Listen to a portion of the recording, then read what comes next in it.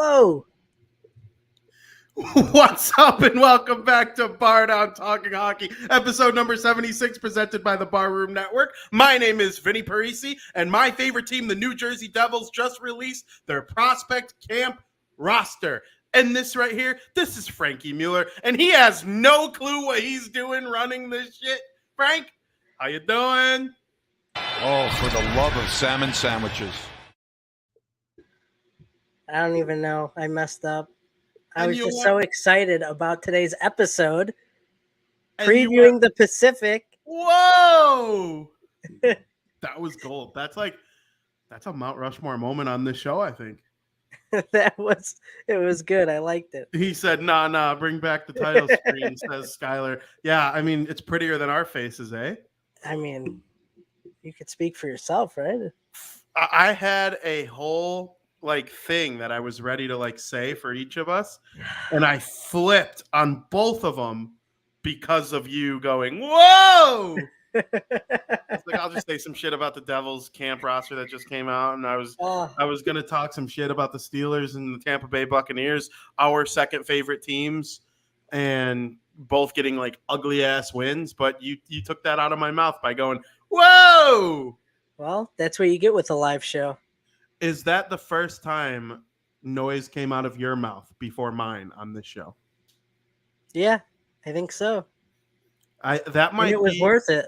That might be the first show that my voice wasn't first. Did you do one with just Joey?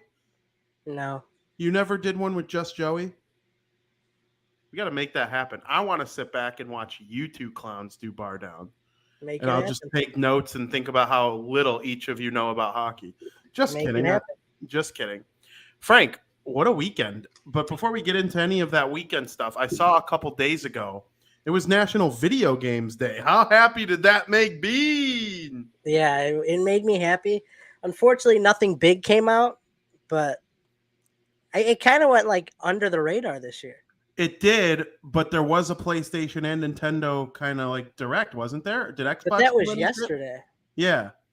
But yesterday wasn't National Video Game Day. No, wasn't it 2 days ago? Yeah, really? So it's that day kind of went under the radar a little bit, and not a lot of people were talking about it. But yesterday was sick. Yeah, New Legend of Zelda game was announced. Oh my God, I know.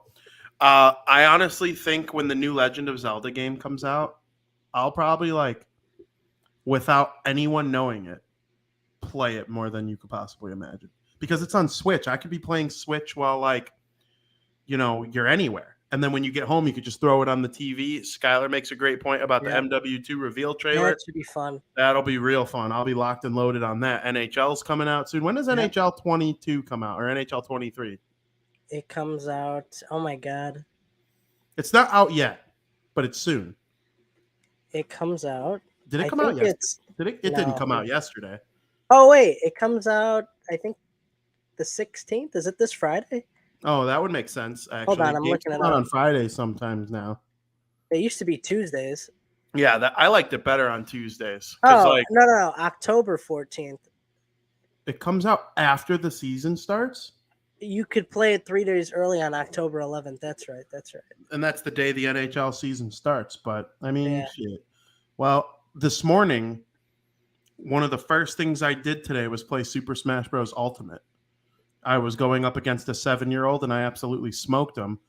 It was just good to know that your boy, he still got it a little bit. He used to, I came in second in a tournament one time, and I'm by no means good compared to Well, there were only 2 of you in the tournament. Yeah, right. There were 50, and I came in second. I'm sick at Smash Bros. If I use Link, I believe I can beat anybody. If I don't use Link, I am a scrub. I don't even know how to play the game with any other character. That's how much time I've put into using Link. Wow. I mean, I'm okay at it. I like the older ones better because it had the story mode and the subspace emissary. What was it? Emissary. That was Super Smash Bros. Brawl. Super Smash Bros. Ultimate has a story. Does it? And there's classic mode. I think you would love Super Smash Bros. Ultimate if we're being frank with each other. No pun intended. Is that the one? We've played it. I have it. It just came out on Switch maybe in 2019, 2018. We played it, didn't we? Yeah, we've played it. It has every character ever in the series. Yeah, if it's been in a Smash Bros. Game, it's in that game. And there's been a lot of DLC. There's been so much DLC. And I actually have Nintendo.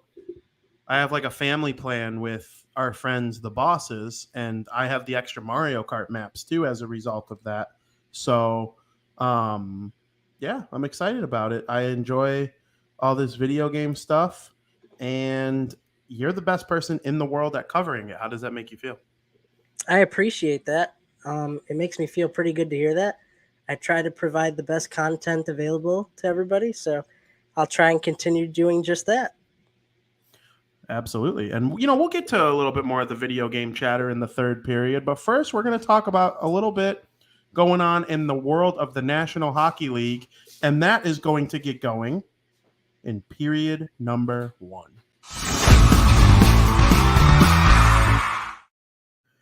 Frank, welcome to period number 1, where we are going to discuss all and everything hockey. I believe we will go over the news in period number 1. Then in period number 2, we're going to start our new series breaking down each division leading up to the start of the National Hockey League season. We will get there, so make sure you stay tuned. But we had to call one little bit of an audible today and add a bit of news that came out today to the very top of our show today. The Chicago Blackhawks announced that they are going to be retiring the great Marian Hossa's number 81 on November 20th against the Pittsburgh Penguins. Frank, give me your first initial reaction to that news. I was not shocked at all. I saw the news today, and it's something that I knew was going to happen eventually. I didn't think it'd be on November 20th. I didn't think it'd be that soon. I thought maybe it'd be in 2023, maybe in February sometime. I love that it's against the Pittsburgh Penguins. It makes complete sense. And Hossa was a huge part of the franchise as a whole, because without him, I don't know how many championships they would have won, to be honest with you. We've talked about Hossa so much on this show, and he was such a key element for this franchise that it's only right that they retire his number. In my opinion, Marian Hossa is the greatest free agent signing in the history of Chicago sports. I love John Lester. He was incredible for the Chicago Cubs. They won 1. Marian Hossa came to the team and was arguably their best player. And you hear Taves, Kane. That's because they were already there and established a core. When the Blackhawks brought in Hossa, that changed everything. And another thing I often point out is whenever big free agents make a choice like that, very seldomly do they ever live up to the contract that they signed, changing teams, all the hype that surrounded them. Marian Hossa did that and beyond. And was Dennis Rodman a free agent when he signed with the Bulls? I mean, that's big, but Marian Hossa was a combination of Jonathan Taves and Patrick Kane. He was the elite scoring winger that Patrick Kane was. And look at the stats. He had more points than Kane during his entire career. It wasn't until Hossa left that Kane became that elite offensive threat that won a Hart Trophy and scoring titles and stuff like that. And then Marian Hossa had the two-way game of Jonathan Taves as a winger. And it's very rare that I ever think of a winger as someone who could win the Selke Trophy as the best defensive forward in the NHL. I got 2 that come to mind in the NHL right now. Mark Stone and Tomas Hertl of the San Jose Sharks. And Stone obviously plays for Vegas. Those guys are poor man version of Marian Hossa. Stone's almost as good as Marian Hossa. He'll probably go to the Hall of Fame too. But what Marian Hossa did, he brought leadership. He also showed the Chicago Blackhawks are no longer a joke. Yeah. Okay, for the longest time, they were a complete mud pile. And then all of a sudden, Marian Hossa shows up to town oh, we got these kids, this Taves and this Kane, Duncan Keith, Brent Seabrook. All these kids are 23. Well, we're going to bring over 28-year-old Marian Hossa, the veteran. And Marian Hossa chased that cup around for a while. He came up just short in Pittsburgh. and then just short in Detroit.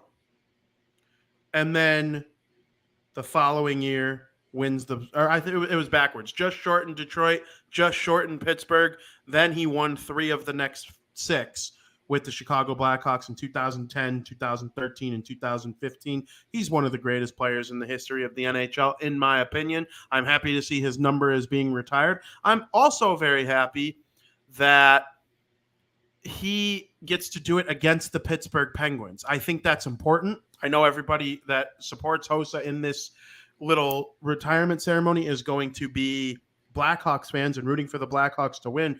But let's not forget what the Pittsburgh Penguins did for Marian Hossa. He got out of the Atlanta Thrashers situation and he went to a team. Who knows what he learned from Pittsburgh that helped him along the way in Detroit and Chicago. Okay, like he's playing with Sidney Crosby and Evgeny Malkin in the early stages of their career. That was great for Hossa. That's where he got his first ever deep Stanley Cup playoff experience. He knew what it was like to lose because of Detroit and Pittsburgh ahead of Chicago. And Detroit and Pittsburgh, they're like right there with the Blackhawks as the best organizations in that period of time. And they're still kind of up there today, even though Detroit's rebuilding. They're almost done. And, you're seeing why they were so successful back in the day. It's an indictment of Marian Hossa that his number's being retired. But, man, what a player. Just an absolute star. And I can't wait to see this. And trust me, there's going to be no shortage of number retiring going forward in the future for the Blackhawks. So. Yeah, he's kind of the first in line of many. I mean, who are you thinking? Obviously, the 3 Taves, obvious Kane, choices. Keith. Taves, Kane, and Keith are the 3 obvious ones. Yeah. Do you think anybody besides those 4? I would consider retiring Crawford. That's what I would have said, but I don't know if they will. I don't know if they will. It's 50. Like, you can retire 50. And my thing with Seabrook is you didn't retire Chelios, and they were both 7. Exactly. And I would be okay with like a dual kind of deal. Like, let's retire 7 and honor Chelios and Seabrook. There's obviously bitterness towards Chelios because of where he ended up. Okay? I get that. It's Detroit. Brent Seabrook. Do I think they win a cup without him? No. But I don't think they win a cup without any of these guys. There's like 5 or 6 guys. And then does Patrick Sharp enter the conversation? That's where I probably pull back and like, okay, you can't retire every number. Like if you retire Patrick Sharp, then you got to start talking about Nicholas Hjalmarsson. Okay? Well, Johnny Oduya was very pivotal too. You're going to retire 27. You didn't even retire 27 for Roenick. Right. Who was significantly better than in Oduya as a defenseman. Roenick was a forward. But like, you have to pull back at some point. I would retire 50. I would give Chelios and Seabrook a dual nod. They've done that in the past with other teams. Right. Like, oh, we made a mistake not retiring your number. Like, this guy also wore the number and was great. Let's retire it twice. I mean, it's very possible. I mean, I would consider it. Crawford was another key part along with Seabrook. But it's just, it's Taves, Kane, and Keith were like our guarantees. I agree. But you said Hossa was, you think the greatest free agent signing in Chicago sports history. What would it have to take for that not to be the case anymore? Someone would have to come here. I mean, it's like unrealistic expectations. Someone would have to come here, win multiple championships. I'll go minimum of 2. And they would have to win like multiple hardware. Like if Shohei Ohtani signed with the White Sox this offseason or the Cubs, because I think both teams are going to try and go after him in the free agent market if he doesn't get traded and then sign a long-term extension with the team that he gets traded to. If he were to come to Chicago and win a batting title, a Cy Young, and at least 1 or 2 World Series, then maybe Ohtani, like a guy like that, can be in the conversation. And that's just like banana land's unrealistic to think about right now. Right. Every team could use a player that has under 2 ERA or under 3 ERA while hitting 35 home runs. Every team in the league could use that. and the DH is accepted in both leagues now. Yeah. Or like in football, someone would have to come to the Bears in free agency and maybe like a wide receiver, right? Like come to the Bears, be Justin Fields' key to throwing like 45 touchdowns and winning a Super Bowl and probably 2 Super Bowls. Like, has Tom Brady done for the Buccaneers what Hossa did for the Blackhawks? I'll say no, and I'm the biggest Tom fan in the world.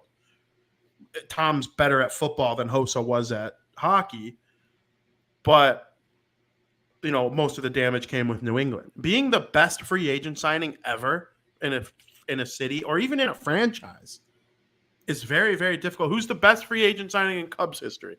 I think it's John Lester. Yeah. In White Sox history, it's probably Jermaine Dye. Jermaine Dye was incredible. He was MVP. He came in 4th for MVP in 2006, and he was the World Series MVP in 2005. I can't even think of the greatest Bears free agent of all time. I mean, I'm sure there's some older folks who could probably help me out with that because it sure as hell ain't anybody recently. Right. I'm sure we'll get some comments. Yeah, the Bulls, it's probably Rodman. I don't remember. Was he a free agent? I don't know if he was a free agent or if they traded for him. I don't think he was a free agent? I don't think Detroit would have traded him to Chicago. So that's the reason I'm leaning free agent. I would have to look that up. Am I missing it? We already got the Blackhawks. Besides Hossa, who is it for the Blackhawks?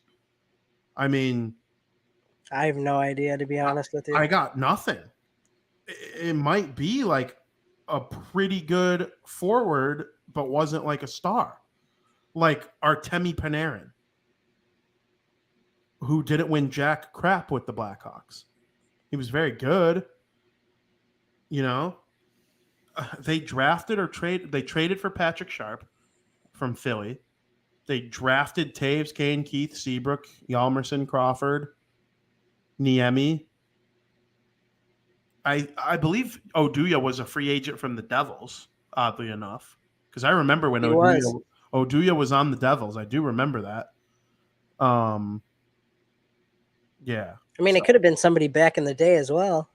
Yeah, but free agency wasn't what it is today either, where like some of these guys hit the market and they make big money to come try and like be that final piece of a team. Hossa was the definition of that. Another one I can think of in hockey, Chara to the Bruins. It's funny because they're both Slovakian. Are the 2 greatest free agent signings in the history of the NHL, both from Slovakia, which is like a mid-tier hockey country. I mean, Chara went to the Bruins and was sick and won Norris trophies and a Stanley Cup, went to 2 other Stanley Cups. Yeah. I mean, it's very difficult to get to that status, and that's why I believe Hossa deserves to have his number retired. He's one of the greatest players in the history of Chicago Blackhawks, and that's why we spent 20 minutes talking about him. He's worth it for sure. He sure is. So, Frank, shifting gears a little bit, yesterday, or it was either yesterday or the day before, we found out that the St. Louis Blues have a contract extension with Jordan Kyrou, who was magnificent in 2021-22. We're seeing these young guys get contracts on the early side of their careers. It's becoming, we talked about it with Tage Thompson last week, and we saw guys like Heishier and Hughes. All these guys are getting paid for what we believe they will do, rather than like the old school style of thinking like Taves and Kane, who got paid for what they did do. There's obviously risks to the Taves and Kane model. The Blackhawks haven't won a playoff series since Taves or Kane signed their contracts.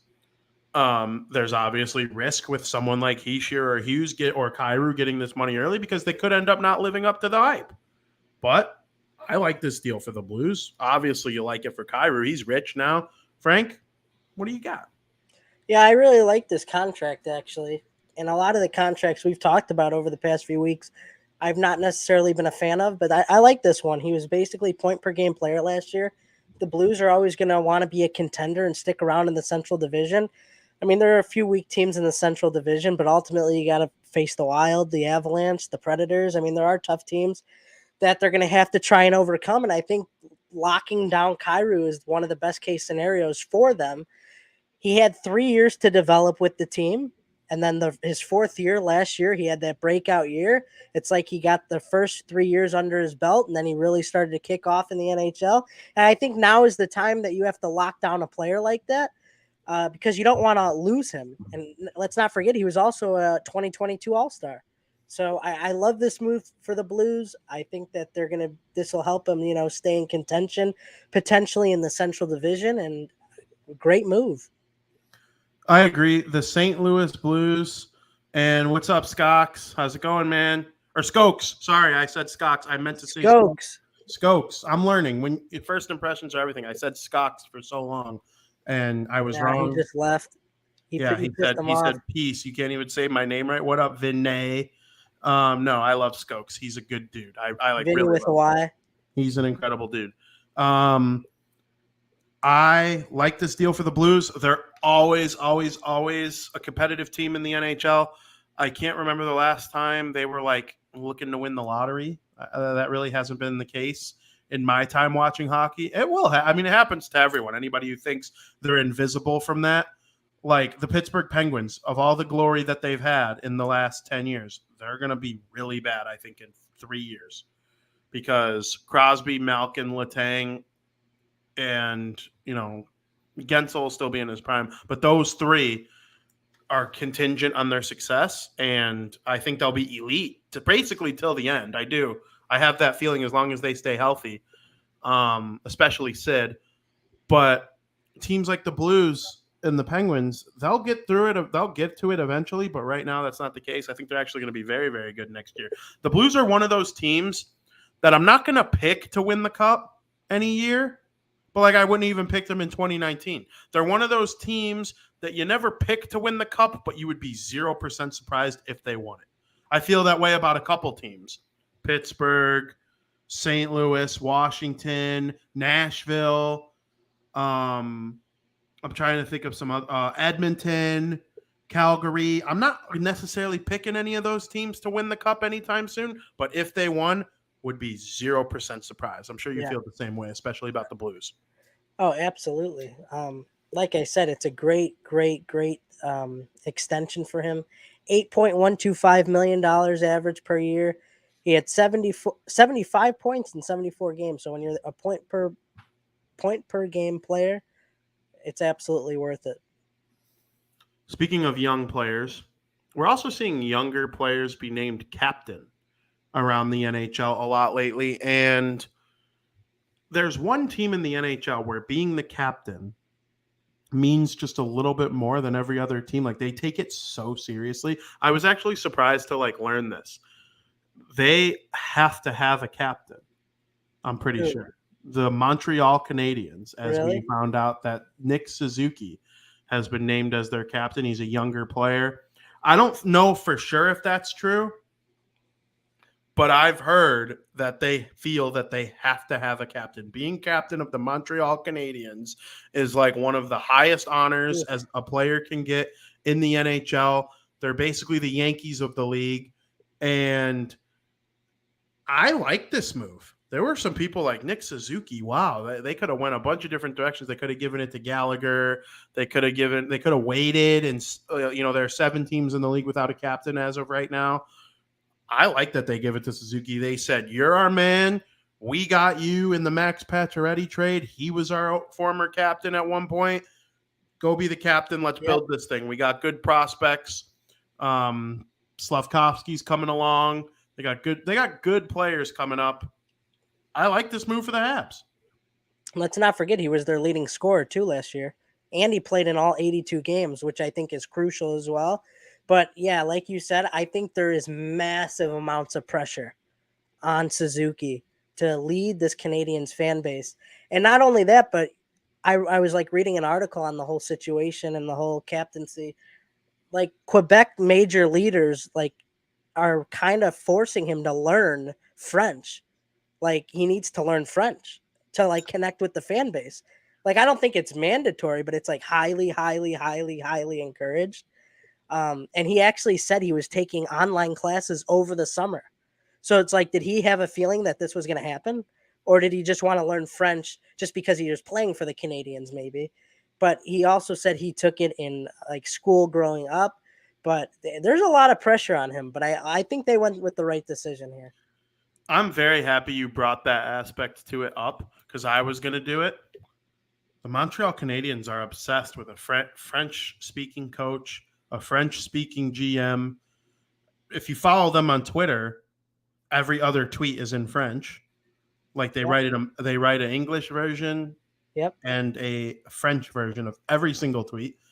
And I don't know if they do that for an American audience and a French Canadian audience and an English Canadian audience, but everybody who follows the Montreal Canadiens is probably either French speaking or, for the most part, I'm sure there are some Spanish speaking hockey fans. They're obviously broadcast in every language, and I love that. But the two prominent languages that follow the Montreal Canadiens are French and English. And I remember they were surprised when they gave it to Max Pacioretty, the captaincy. There was like, okay, who's it going to be? Is it going to be Subban or is it going to be Pacioretty? Subban speaks French, so we're going to give it to him. And then they were like, no, it's Max Pacioretty. And I was like, whoa. Not only did they give it to an American, they gave it to a non-French speaking American. And man, so good luck to Suzuki. I hope he succeeds. I like when Montreal's good. Okay, I don't love I'm not a Canadiens fan. I like the Bruins. Obviously, the Bruins-Canadiens is the best rivalry in the NHL. It's one of the best rivalries in sports. It's the best when it's good. Right now, the Battle of Alberta is the best. But in general, when both teams are good, I would say this is it. But there's just something about watching a playoff game in Montreal and they win and ale, Montreal. We all sing the song. It's great. We're speaking French, even though we don't know what we're saying. And they light the middle of the ice on fire, and they have that crazy graphic. And that's one of my favorite parts. It's so cool always. And I'm impressed by this team a lot of the time. And in terms of like what they bring to the league as an entertainment standpoint. And I don't think there's a better option they could have picked for the captaincy than Suzuki. Yeah, I'm glad you brought up the lighting the ice on fire because I think that is one of my favorite like opening ceremonies for a playoff team. I can't think of besides. I mean, you got the Octopus in Detroit, Vegas. Vegas is really cool, but they don't do the same thing every year, right? No. Montreal lights the fire every single year. The Hawks had a whole bunch of different stuff that they do, but it's like when the Canadiens are in the playoffs, I could expect some kid skating out to center ice with the torch and putting it down to the ice, and the whole ice starts on fire. I love that. I look forward to it every time. I agree.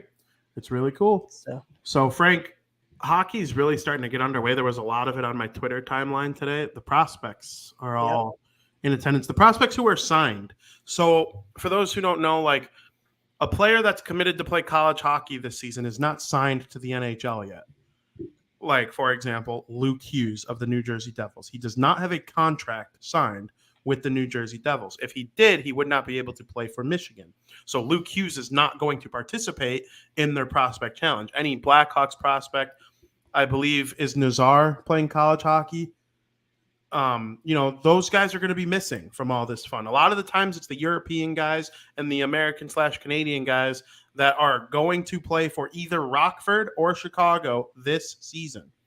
And the Hawks have their thing coming up with the Minnesota Wild. The New Jersey Devils have a whole prospect challenge set up.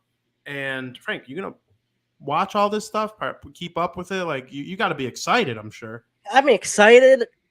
I don't know how much of it I'll watch. I'll keep track of the Hawks, but the one in Detroit, between Detroit, Toronto, Columbus, Dallas, and St. Louis, that's actually going to be really interesting. There's a lot of good players from this year to watch. They actually have 3 players from this year's draft, including 2 that were in the first round that'll be playing both for Columbus, and then Kent Johnson, who went last year, of course. So that'll be interesting to watch. That's probably the one I'm most excited for, not including obviously the Hawks. But yeah, prospects are always fun to watch because in the end, they're the future of the team. You're going to be watching them one day anyway.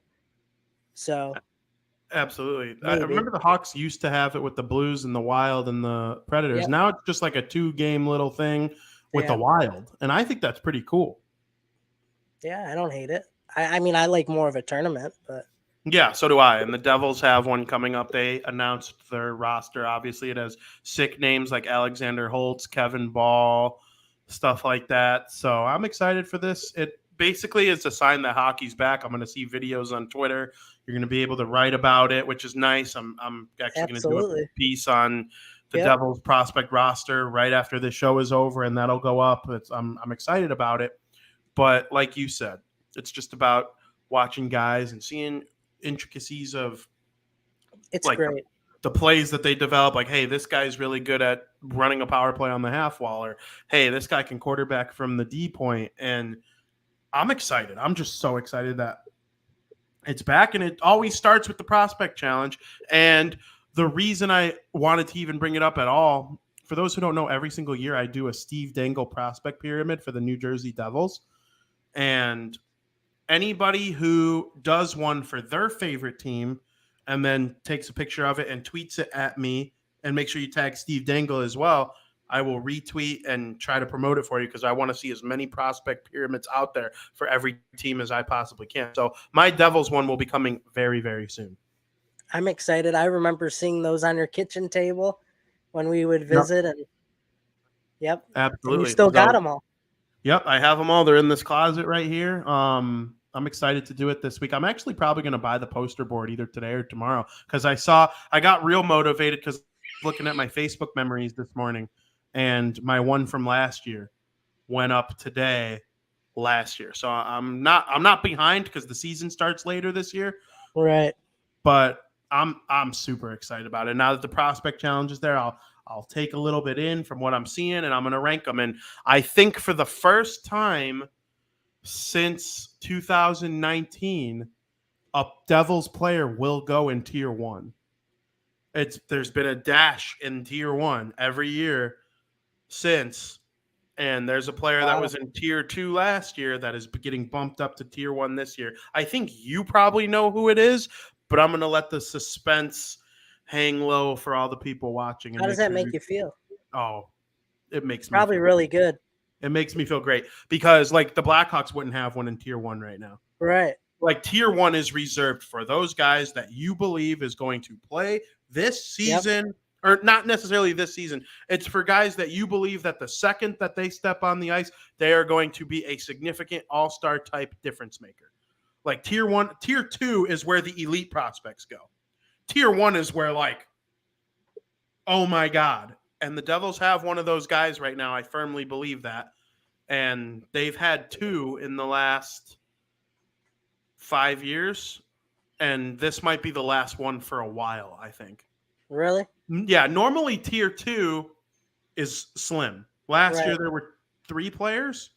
One of them that were in it last year is getting bumped up, and one of them that were in it last year is getting bumped down. Now, here's the thing. I had Yegor Sharangovich in tier 5 during COVID. Comes in and scores 18 goals in 60 games, is sick. He's going to be in their top 6 this year. So just because you're in tier 5 doesn't mean you stink. It's just kind of where we see you at that moment in time. You can obviously climb. You could obviously fall. Probably the least fun I've had is with Jesper Boquist. He had an okay year last year, but like I had him in tier 2. Him and who was he in tier 2 with?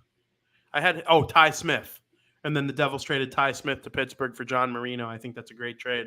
But my tier 2 guys, they haven't come through for me quite yet. The tier 1 guys have, though. Okay. So I'm excited to see how people critique it, and talk to me about the prospects of their favorite teams. I can't wait to hear what you think about Blackhawks prospects as the whole thing goes along. So, Frank, Jim Nill signed a contract extension with the Dallas Stars. I think he deserves it. Do you? Oh, yeah. It's actually a 1-year extension because he's got 1 year left, and then it's an extra year. So technically he's got 2 years left on his contract. It's his 10th season with the Stars. Without this man, I mean, he turned this whole franchise around, to be honest with you. I mean, you just look at what he's done over the past 10 seasons. They've made the playoffs 3 of the past 4 years. He's gone to the Stanley Cup final 2 years ago. And his overall record with the franchise is 356, 259, and 84 with 5 playoff appearances. I mean, what's wrong with that? I mean, nobody really expected the Dallas Stars to be this contender and make it to the Cup that one year. At least I didn't, me personally. But I mean, he's determined to bring Dallas a championship. I think he's the right man to do it. And I know that he wants to be there longer than just these next 2 years. I agree. I can only think of kind of two mistakes that he's made, and they both are mistakes I would have made. And that's like the long, lucrative contracts that were handed out to Jamie Benn and Tyler Seguin. Yeah. And if they play half as good this upcoming year as they have like in the last 2 years, I would say the Dallas Stars can win the Cup, because all of their players that like get them into the playoffs and make it look like they're going to win a round, they're all like cheap entry-level deal players. And I think that's a big part because of him. Oh, it is. It's great drafting. Right. You know, Robertson, I think he was a second rounder at that draft we were at, so he didn't even get drafted while we were there. He got drafted the following day. If that draft were redone, he'd go in the top 5. He might go 3. You know, you can argue between he's fantastic. You could argue between him and Heischer, I guess, and Peterson. Those 3 are all kind of like in the same range, and then Makar goes 1. But I don't know. I really like what Dallas is doing. They're one of those teams like St. Louis. If they won the Cup, I'd be 0% surprised. Am I going to pick them? Probably not. But, like, that doesn't mean anything. I think they're very good. I think he'll be there longer than these 2 years. Yes, I completely agree. They would have to really choke. Maybe that's why they're doing it, like a 1-year extension. Like, all right, we'll see. But, I mean, the numbers, I mean, he's been there a decade. I mean, the numbers show what they show. So. Absolutely. Frank, there were updates this week on Sean Couturier and Kevin Hayes. You like what you're seeing? Yeah, they're both ready to go. Couturier, I mean, let's be honest, the Flyers are going to stink. So having Hayes and Couturier back is probably like a big moment for Flyers fans, like to get excited about. But yeah, I mean, both could be 40-point plus players. I mean, if it's going to give the Flyers any motivation, I'm excited to see them back. Obviously, I want to see them healthy. But I think more so for Hayes, it's been a tough past year for him, losing his brother, then having to deal with this type of injury and illness. I think he was also dealing with an illness, right? Mm-hmm. So, I mean, he's gone through a lot, so I'm just glad for him to finally be ready to go and get back on the ice and enjoy some hockey. And I mean, we'll see where the Flyers go, but they're probably going to be right towards the bottom of the league. Yes, I agree. I really like Couturier. I've always saw Heischer's ceiling as Couturier. Mm-hmm. Like, if he reached that level of play, I would just be so thrilled. I think the world of Sean Couturier. He shuts people down like how Bergeron and Taves did at one point in their careers. Yeah. He doesn't have quite the offense as a Bergeron or Taves, but he has really good offense still. And, man, he could shut people down. So I hope they work out for the Flyers. Scott Darling has a new career in comedy. This is hilarious. What do you think? This is hilarious. Did you read on this story? Because it's fascinating. Oh yeah. It's fascinating how he decided to get into it, because it was almost like a fluke. You know, at 33 years of age and you retire, it's not easy, right? Like, if I was in the NHL and I had to retire at 33, I mean, I'd be a little sad. I'd want to go a little bit longer. Yeah. It's like you have your whole rest of your life that you want to do something, right? And he said, I'm going to read you or break down kind of what he said. After he retired, he got depressed for about 6 months, and he didn't know what to do with his life. So, I mean, he was searching, right? And becoming a comedian kind of was a fluke. He met this guy named Ray Wisbrock, who he was at a comedy club. Ray recognized him from Darling's career playing with the Blackhawks, and he asked him, hey, if you open for me, you could just open for me once. If you don't like it, you never have to do it again. So Scott Darling, being the guy that he is, he goes, all right, I'll try it. He goes up, opens for Ray, the one show or whatever show it was, and he absolutely sucked at it. He was terrible. But Darling loved that energy that he got, and he loved the feeling almost as if he was playing in a National Hockey League game again. And he got that sense of urgency, that sense of adrenaline. Like I said, similar to playing a hockey game, and he's kind of stuck with it for right now. And I think it's fantastic because I love comedy. I love a good laugh. Absolutely. He kind of was going with Barstool a little bit there for a minute. Was he? Before this whole comedy thing. He was on many episodes of Redline Radio as like a co-host. And I thought he did good in like his post-career like media type stuff. So I wish him well with his comedy. Yeah, Absolutely. you said he wanted to go a lot longer. I mean, Absolutely. I would. He signed that deal with Carolina to be their like full-time starter, and he failed. He wasn't very good as the starting goalie, and that's why, Frank, there's a Scott Darling story that I have that's kind of close to my chest that I haven't told to many people. There was this girl on Facebook one time that I was like pro Crawford. I wanted Crawford to get back in the net, and someone commented on my thing saying, "Oh, Darling is a significantly better goalie. Crawford's not very good. He needs to go in." I'm like, oh, no. Crawford needs to play. This guy might go to the Hall of Fame. The Hawks will win the cup if they put him back in. And a couple games go by. Crawford comes back in. They win the cup. Her excuse was, I didn't play hockey. I didn't play goalie. So I don't know what I'm talking about. Well, actually, while you were playing hockey, it's actually funny. I was at home watching the NHL like a good little nerd. That's actually really funny. Okay, so like I played baseball. That doesn't make me think that I know more about baseball than someone who didn't, just by watching. You don't know more about the White Sox if you played baseball. That does not make any sense in my brain. It makes no sense. This was on Facebook, you said? Yeah, and I ended up getting deleted. The Hawks won the cup, and I don't even remember who it was. I just remember being so angry that there are people out there. Did you know them personally, or was it just like on a public? Yeah, from school. Okay. And I was like, I can't believe people say that because I didn't play hockey like that, like you did, that means I know less about the Blackhawks. That doesn't make you probably weren't watching the games because you were too busy playing. Like that just makes no sense whatsoever. Yeah, it's really dumb logic. I would just ignore it. Yep. And now I talk about sports for a living, and they probably have like but you don't play it. Yeah, no, I don't know what I'm talking about because I didn't play. I did play hockey or baseball though, and that just must be why I'm so knowledgeable on the game, right? Because I played baseball, I should win all my bets, and I should know exactly what's going to happen all the time, right? Yeah, you should. I don't know why you don't. Yeah, I mean, I played football for 1 year. Did you really? Yeah. In high school? No, for Taft. It was fun. I don't remember that. Yeah. Oh, yeah. I played football. I was a backup nose guard. I was a starting guard.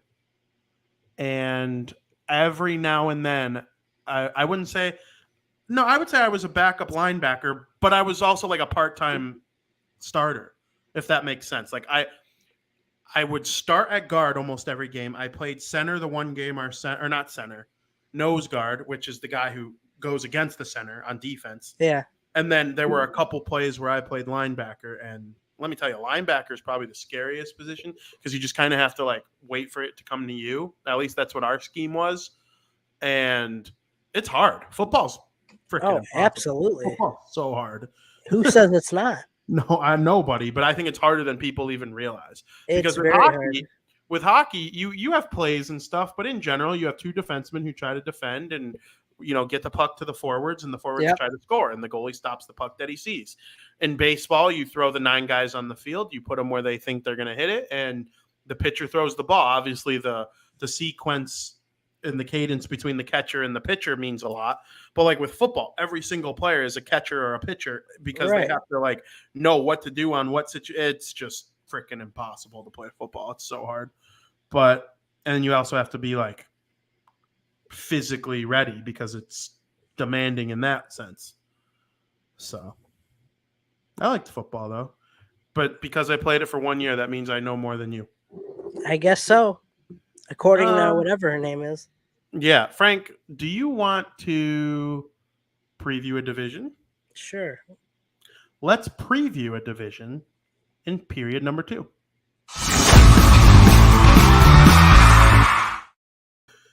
Frank, welcome to Period 2, where we are going to preview one of the divisions in the National Hockey League. The division that we are going to start with,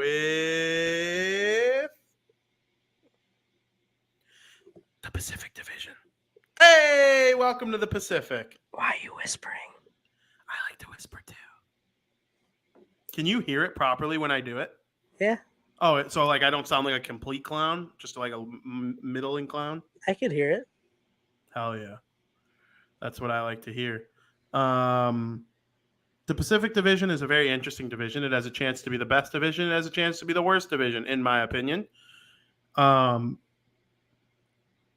year, the best team in the division failed to make the playoffs. And a very streaky team in the division made it the farthest out of anyone in said division. Frank, let's start with We'll go with California first. We will start with the San Jose Sharks. Who does Frankie Mueller believe is going to lead the San Jose Sharks in scoring? My pick is Timo Meier. Ooh. Yep. The Sharks, I don't think are going to be that good this year. I think Timo Meier has a lot of talent, and somebody ultimately has to come out on top. It's going to be him. I mean, there's really no other reason why. I mean, he's very talented. He's one of the best players on the team. So I'm going to go with him. All right. I actually really like that pick. Timo Meier is one of my favorite players in the league. I believe he will be a Devil one day. That's just like my early prediction. And the reason I think that is because he is Swiss. And I believe one day he's going to say, I'm going to play with Hischier. Does he like Swiss cheese? I'm sure. I do. People are weird about Swiss cheese, though. Yeah, it's because of the smell. Yeah, it's the onion. It's the onion of cheeses. It's stupid. I agree. I'll go Tomas Hertl. Tomas Hertl, he was their second leading scorer last year, but he scored 30 goals. I think the goals will stay the same. I think he'll be pretty healthy, and I'm looking for the assists to come up a little bit. Okay. I'll go with Hertl, but I believe one of us will be right. The only one that we didn't name that I think could be in the mix is Logan Couture. We've seen him lead the Sharks in scoring before. We'll see. Yeah, we'll see how things are without Brent Burns, too. I think that's going to be a huge factor. Absolutely. Let's go over. I kind of like just picking the leading scorer in the divisions. And, we'll go through the division. Yeah. We'll make our picks who we think are going to make the playoffs and for sure how the division's going to line up. But let's go next with the Anaheim Ducks. To me, this is kind of a no-brainer. I really don't see anybody else on the team being the leading scorer except Trevor Zegras. I'm really high up on Trevor Zegras. Cover athlete of NHL 23. I mean, EA knows something, obviously. I think he's the future of the Ducks. He's just going to have a tremendous year. He's so silky smooth with his hands. He's got some of the best hands in the league. I'm going to give it to Trevor Zegras. We agree. I think Troy Terry will have a similar year. 67 points, 37 goals. Maybe he'll reach 40 if Zegras takes a step. I do believe Troy Terry's great. He could he'll actually, I'm going to predict Troy Terry breaks 70 points. But does he have more than Zegras? No, absolutely not. I think Zegras could get 80, 90, or 100. That's what I think of Zegras. So we agree on that. Let's move over to the bottom of California. Frank, who will lead the Los Angeles Kings in scoring? So, I thought about this one for a little bit, but in the end, I went with my brain, I think, with their newest acquisition, Kevin Fiala. Getting him from the Wild, I mean, I think it's going to help the team out tremendously. And they're a big reason why I think Fiala is going to help them lead them into the postseason, which we'll talk about. But, it's got to be Fiala. I agree. I was going to pick Fiala as well. He was great with the Minnesota Wild. Are we going to agree on all of them? No. I do think Kopitar's more in the mix for this than Terry was for the Ducks. And I think Terry's in the mix. He's great. I think the world of Troy Terry. Kopitar's proven it to me. I mean, Kopitar's been in the 90s, like Stanley Cups, great player, going to go to the Hall of Fame.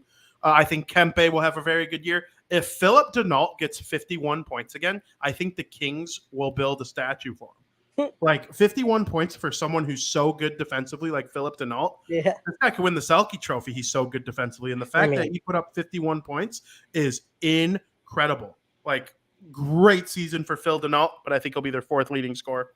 That's fair. I like Arvidsson, too. Arvidsson was injured. He only had 49 points. No, yeah.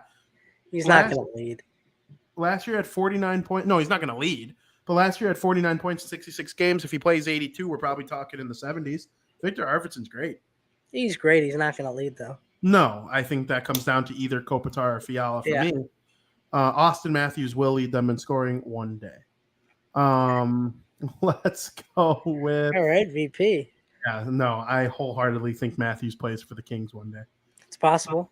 Let's go with a team we love talking about on this podcast, the Calgary Vancouver. Flames. Oh, no, I'm kidding. Their two leading scorers from last year, Johnny Gaudreau signed with the Columbus Blue Jackets, and Matthew Tkachuk was traded to the Florida Panthers. Frank, who will lead the Calgary Flames in scoring? Maybe we will agree on everyone. If you don't say Huberdeau, I'm going to pound your head against the wall.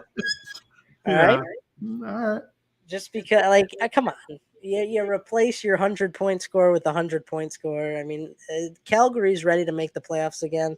You got Kadri. Kadri's going to come in. They're not going to play on the same line. But, I mean, he's going to get 100 points probably again. I would not be shocked whatsoever. Would not be shocked whatsoever. I do believe Huberdeau will lead them in scoring. I do think it'll be closer than you think. I think the world of Lindholm and I think the world of Kadri. They'll both be in the 80s or 90s. I firmly believe that. But freaking Huberdeau could get 80 assists. He could score 20 goals and still have 100 points. I think that of that guy.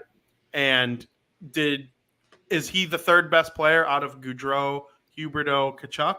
I would say so, but it's better than rebuilding. And I still think they'll be a similar type team. I don't think they've downgraded too much. Kadri and Huberdeau should, for the most part, make up for the offensive talent and the feistiness that Tkachuk and Gaudreau brought. And I think Calgary is returning as pretty much the same exact team next year. They got to reform some chemistry. Okay, and people undersell chemistry and line structure and this guy fits with this guy. Obviously, Gaudreau was so good with Lindholm. And, we'll see how effective Kadri is stepping into Tkachuk's spot with Mangiapane and all that stuff. And I think Mangiapane could score 30 again. There's no doubt in my mind he could score 30, but he's not necessarily someone who makes people around him better. The elite offensive threats make him better, and he could score 30. That's how good of a scorer he is. So, yes, we agree. But I think out of all of the teams we've named so far, second and third will have the most points on this Calgary team. I think they're loaded with talent.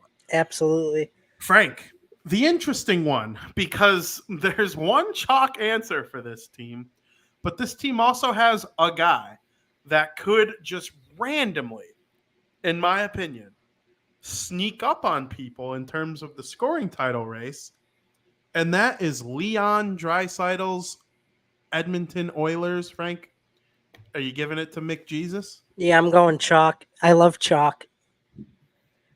I could understand why you could argue against it being McDavid because of Draisaitl. But for the sake of me wanting to be right, I'm going to go with McDavid. I agree. I am also going to take Connor McDavid. I think he's the best player in the league. I don't really think that. I do think it's close. There are players really, really good on McDavid's level, and Leon Draisaitl is one of those players. I do believe, once again, he will be one of two players who's on the 50-50 club. I don't think – there will be a year McDavid scores 50. I don't think it's this year. And Draisaitl he'll get 100 points by going split even down the middle. He can make plays. He can make other people score goals. He could score goals himself. His shot is incredibly powerful. I do think he will lead the Oilers in goals. But it's hard to pick against McJesus. I'm not going to be the guy who picks against McJesus and he scores 150 points and is the first 150 point scorer since like Lemieux or Gretzky. Yeah, I'd rather be wrong with McDavid. I hear you. That's just my take on it. That's what I said. And let me Basically. be very clear. Draisaitl had the 4th most points in the entire National Hockey League. Only the 2 guys that we just talked about, Gaudreau and Huberdeau, had more than Draisaitl besides McDavid. And they're both going to be above 100. Edmonton will be in the playoffs. I know I'm getting ahead of myself, but yeah, I mean, it's the best 1-2 punch in the NHL, in my opinion. Yep. Let's head on over to your Seattle Kraken. Frank, who leads Seattle in scoring? This one will be interesting to see if we agree. Yeah, I don't think we're going to. We might not. But we'll respect each other's answers. I believe that. Yeah, Seattle's going to be a bottom of the barrel team this year. Probably be on the bottom, maybe, of the Pacific Division. We'll see. But I got Matty Beniers. We agree. I was back and forth between Beniers and a rookie leading a team in scoring.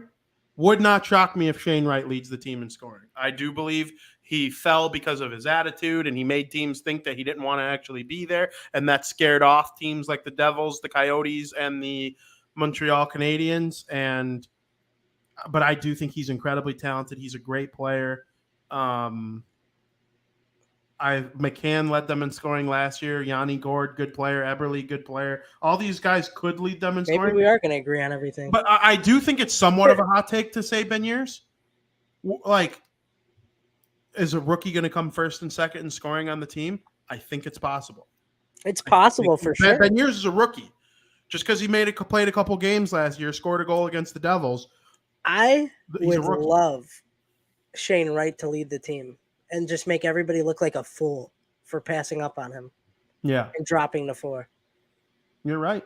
Now, will the Devils look like a fool if Nemec is good as a defenseman and they don't really need it? They didn't really need. Well, forward? Yeah, but the Canadians, come on. Yeah, Slavkovsky. They need center depth. They need center depth. I know. They've had good wings for a decade, right? And Pacioretty, Toffoli. They need center depth. Yeah, I agree. Gallagher, like they've had so many good centers or wingers. I mean, so we shockingly agreed on that. I did not think you were going to pick a rookie. I did pick a rookie, but I'm trying to make sure I don't. Skokes. Beniers and Wright is an unreal start for the Kraken, and I agree. Oh yeah, I agree too. When we say we eventually think they're they'll get there eventually. Yeah, they're kind of building it the right way. Like Vegas doesn't really have a foundation like that. They just got a bunch of veterans. They molded well together, and now they're an elite team. They will fall off in short order. But like I think the duration of Stone's prime is kind of Vegas's window. Seattle doesn't have a win. Their window's it's not even open yet. But when it opens, it'll stay open for a while. Frank, who will lead the Vancouver Canucks in scoring? This was probably one of the toughest for me, to be honest. There's a chalk answer, I think, right, that everybody's expecting me to say. So I'll say it. I'll say JT Miller, right? Everybody thinks that JT Miller is going to lead, but I was tugging. It was tugging the other way. It's like the angel and devil on my shoulder for Pettersson. But I'm going to go with JT Miller. Yeah, I mean, Elias. But remember, I told you I don't know about him, Vin. I don't know. I'm going with JT Miller too. I do think JT Miller's really good. He's been good for like 4 straight seasons now. It's not a small sample size anymore. The contract will look bad in the final 2 years of it, but that happens with every contract, basically. Like, look at Taves, right? Would you have said Taves' contract was bad? 7? And I'm not comparing JT Miller to Taves. Like, just some contracts you kind of have to accept the fact, like, if you want this guy for the next 5 years, you're going to have him for 7. I hear you. Yeah, that sucks. But, I mean, it is what it is. I do think Peterson has a chance to get back to that elite status. I mean, 68 points is really nice, but I thought this guy would have a 100-point season under his belt by now, and he just hasn't. Quinn Hughes will be amongst the defenseman scoring leaders. He had 68 points last year. That's outstanding for a defenseman. But I'm gonna stick with JT Miller too. And then Frank, of course, to end the predictions of the leading scorers of the Pacific Division, we will go with one of your favorite teams to watch, the Vegas Golden Knights. I'd be shocked if we didn't agree here. I'm going to go with Jack Eichel. A healthy Jack Eichel on a stacked Vegas Golden Knights roster. I loved what I saw from him last year. And now this year, I mean, you get a full year with him. I'd be kind of surprised if he didn't lead the Vegas Golden Knights in scoring. But, I mean, there are players on the team who are capable of passing him up too. But I'm going to go with Jack Eichel. We lived in a world last year where Mark Stone played 37 games and Jack Eichel played 34. In those 34 games, Eichel had 25 points, below point per game, still okay. Stone had 30 points in those 37 games, okay, but not the Stone we know. They are both coming into training camp this year. And the depth on Vegas is awesome. Marchessault, 64 points. Stevenson, 64 points. Shea Theodore, 52 points. Pietrangelo from the back end, also 44 points. That's two defensemen with more than 40 points. That's outstanding. Dadonov is a good player, 43 points. Wah, 39 points. Wild Bill, 35 points. The depth on this team is great. If Stone and Eichel can get going, they can win the cup. I agree. And I believe they will. I think Jack Eichel and Mark Stone are healthy. They're coming into this training camp trying to light the world on fire.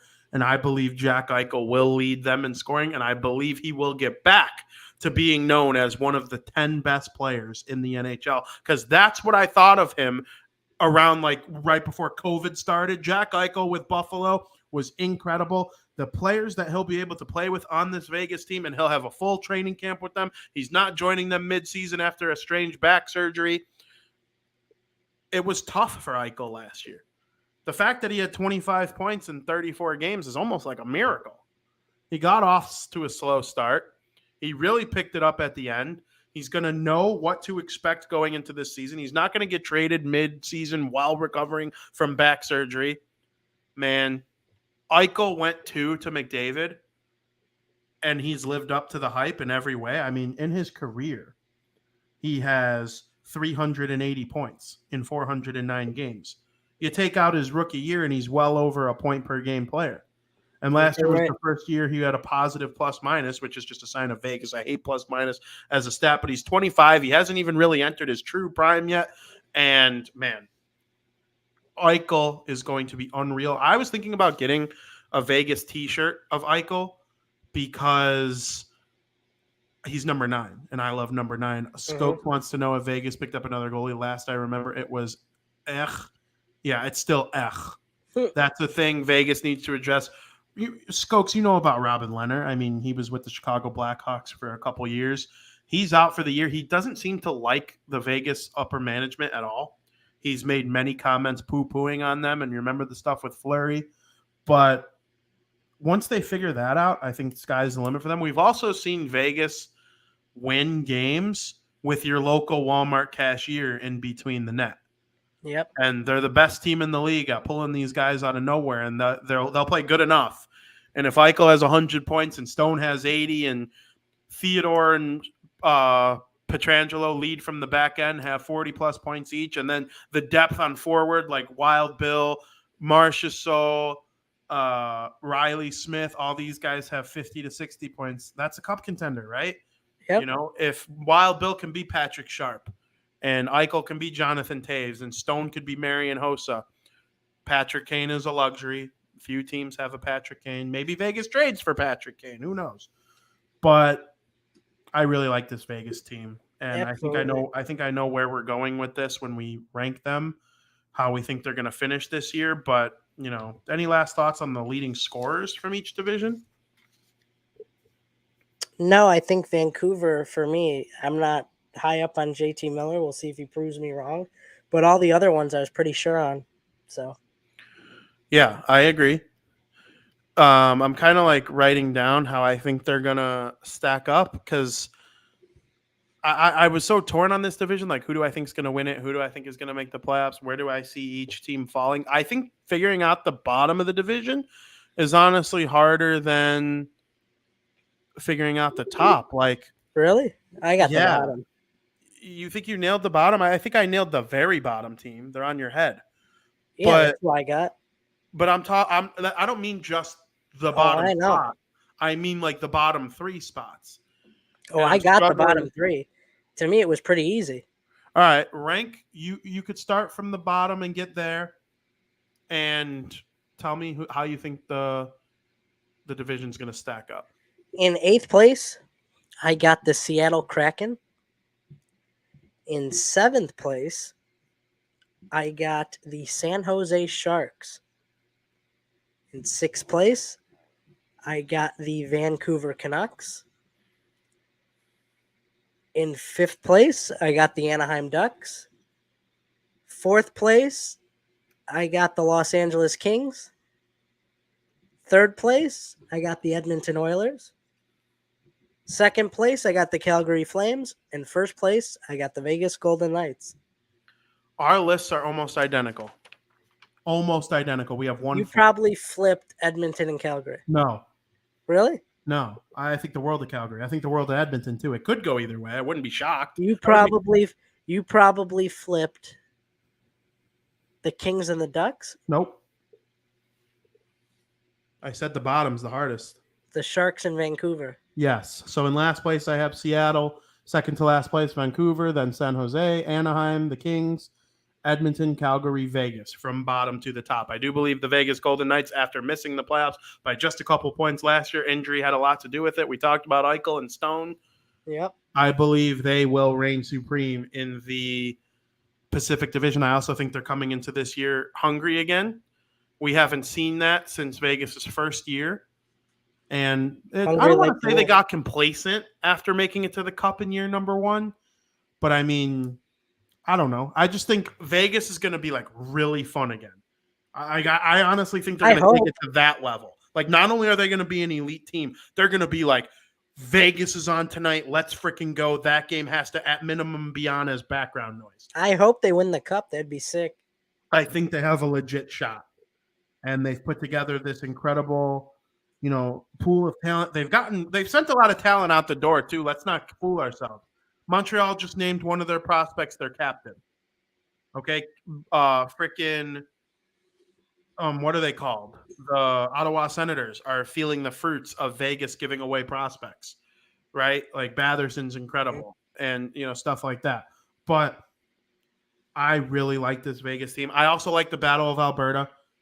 Calgary or Edmonton could go either way. I put Calgary second just because they were second last year, but Edmonton went farther in the playoffs. I'm never crapping on Edmonton ever again. If I pick against them, I'm still going to leave that, little asterisk like, oh, McDavid and Draisaitl could do this, though, just so I don't look like a complete fool because I refuse to let McDavid. Mm-hmm. I used to always say, I'm not going to let Crosby make me look like a fool. If I'm picking against the Penguins, I'm going to throw an asterisk on there and say if Crosby and Malkin lead the way and, win, I won't be surprised. And, that's McDavid for me now. I won't let McDavid make me look like a fool. Okay? If I'm picking against him, it's not because of him. I think he's amazing. Yep. And, I kind of feel the same way about the Leafs. We'll get to the Atlantic in a little bit, like later on in the month. But, that's just how I feel. Calgary, Edmonton, I hope they come in second and third in either order because then I get a guaranteed Battle of Alberta. I also wouldn't hate if they didn't come in the same spot in the Battle of Alberta was to win the Pacific Division in the playoffs to go on to play the Central champion in the third round. But that's where I'm standing on the whole thing. So out of those teams, who's in the playoffs? Because we'll get to the Central next week. So if you pick only 3 from the Pacific this week, that next week you better remember to have 4 from the Central. Kind of think ahead a little bit. I think I'm ready to pick my 3. I got 4. You got 4. I think it's going to be 4 from the Central and 4 from the Pacific. Okay. First, obviously, Vegas. They're going to win the division. Not worried about that. Calgary Flames. will be another playoff team.